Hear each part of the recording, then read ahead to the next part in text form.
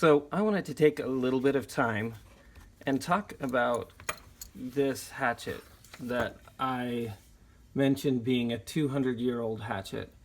There's been some question by folks of is it that old? And I really think it could be. It could be even older. It may be not quite as old. And there's a few reasons why. So some have said that this pattern is something that's used as late as the 1950s, 60s, and it is. The shape is, and that this is used for a hammer and it's used for roofing. And yes, those things are all true. And that this is a cast hammer, hatchet. And that's true that people make those. There's several reasons why I believe that one, that this was handmade, and several of those, one of them being the unevenness of the hammer pull here.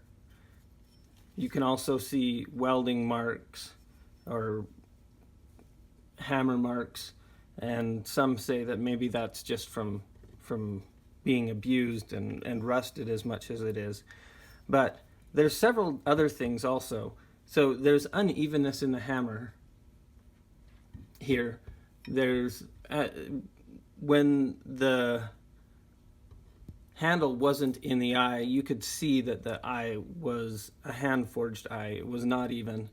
You can see the forge welding marks here. See if I can get a good view of that. And on the bottom. There's also the marks themselves. Okay, also what folks have called the nail puller, which is what we get on, say, a half hatchet like this. This is made to pull a nail, where this mark is, this hatchet actually comes from an era where it was, let me make sure I say this, a lathing hatchet made for making the lats inside a home before we had like drywall and things like that. It was used for marking out the length for the lats on the wall. The way that this is made, it's not made for pulling out nails, it's made for measuring those lats. Also the mark of L.D. Pratt, so the maker's mark has been hammered in there. It's definitely not something that's typical of a cast hatchet head. Same with the S on this side.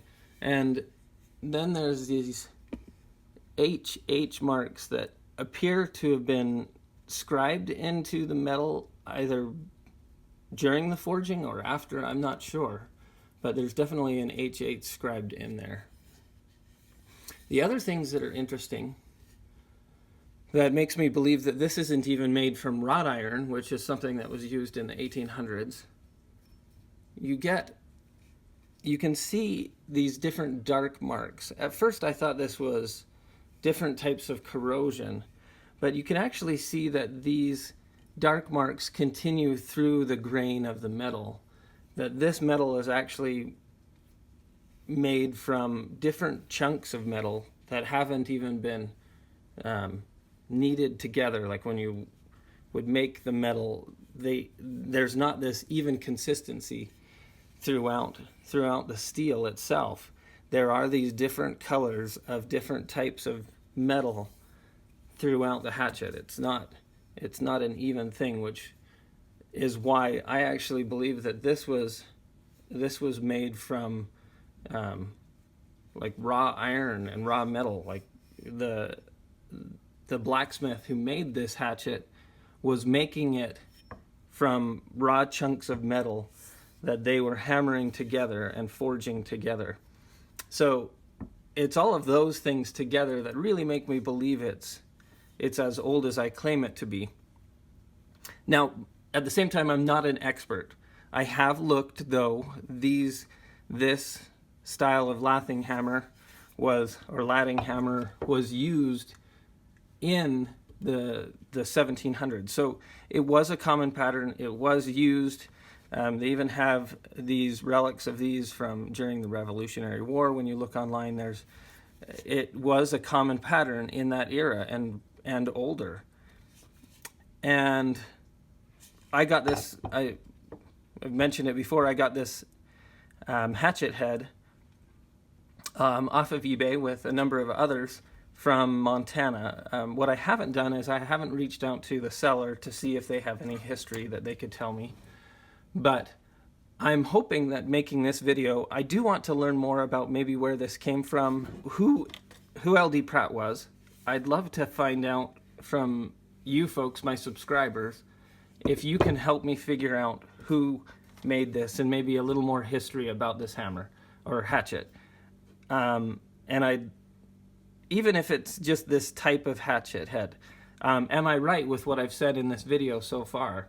Am I completely wrong? Maybe this hatchet is only 50 years old. Who knows?